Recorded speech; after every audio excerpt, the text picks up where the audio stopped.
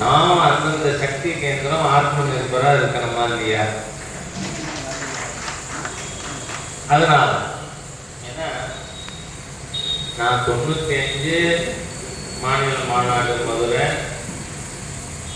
97 மாநில மாநாடு கோயம்புத்தூர், 99 மாநில மாநாடு திருச்சி. தொடர்ந்து இந்த 3 மாநில மாநாடுகளையும் அமைப்பாளராக இருந்து ஒர்க் பண்ணி அந்த காலகட்டத்தில் ஒருவருக்கு கூட ஒரு வாகனத்துக்கு கூட கட்சி உதவி செய்யவில்லை. ஏன்னா இன்னைக்கும் நான் மதுரை மாநாடு கணக்கு வச்சிருக்கேன். உங்களுக்கு ஆச்சரியமா இருக்கும். 95 ஆகஸ்ட்ல நடந்த மதுரை மாநாட்டுக்கு மொத்த செலவு எவ்வளவு தெரியுமா? 5,35,000. ஹோல் கான்ஃபரன்ஸ் மண்டபத்துக்கு கிரவுண்டுக்கு கார்பரேஷன் கட்டின ஃபீஸ்ல இருந்து மொத்த செலவு அவ்வளவுதான். காரணம் நாம அங்க வந்து ரொம்ப சுலபம். அன்னைக்கெல்லாம்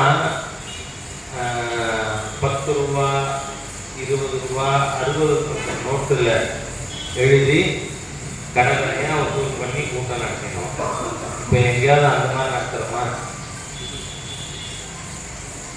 இப்போ பார்த்தா நிர்வாகிகளுக்கே காது இல்லைன்னா நிர்வாகியை கொடுக்க மாட்டேங்கிறாங்க அப்படின்னு குற்றச்சாட்டு.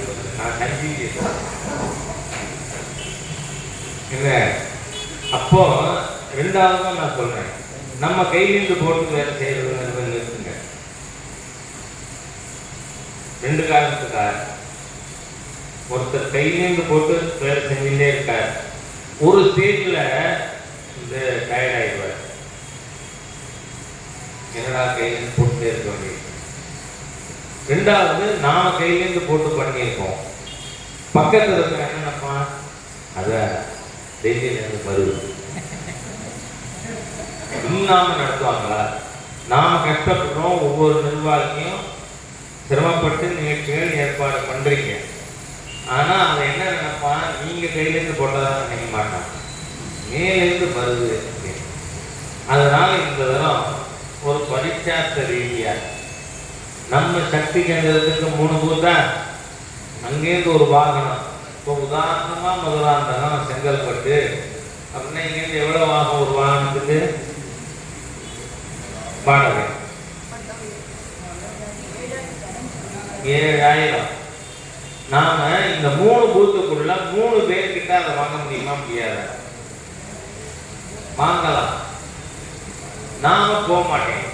அப்ப அப்படிதான் பண்ணிடும் ஒரு காலம். அப்ப நமக்கு நிர்பந்தம் தர்றதே கிடையாது. அப்ப என்ன பண்ணுவோம், இந்த பஞ்சாயத்துல இருக்கிற பெரிய மனுஷன்கிட்ட எங்களுக்கு மதுரை போறதுக்கு அப்போதான் 2,000 ரூபாய், 2,000 ரூபாய்க்கு ஒரு வண்டி கொடுத்து கொடுங்க.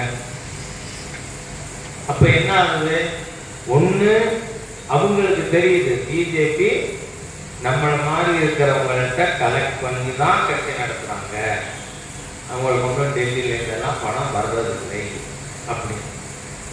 ரெண்டாவது இன்வால்மெண்ட். நீங்க உங்களுக்கு ஒரு உதாரணம், சங்க சார்பா ராமநாதபுரத்துல இந்து பாதுகாப்பு மாநாடு நடத்துறோம்.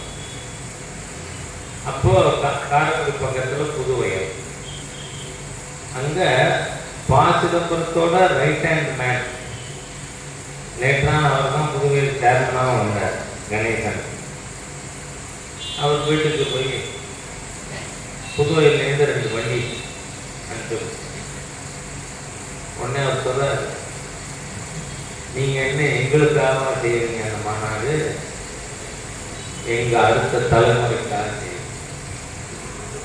அதனால நிச்சயமா நான் செய்வேன் அப்படின்னு. இப்ப பாருங்க, அவர் காங்கிரஸ்காரர், அதுவும் குறிப்பா பிசிபிக்கு க்ளோஸ் ஃப்ரெண்ட் கணேசன்.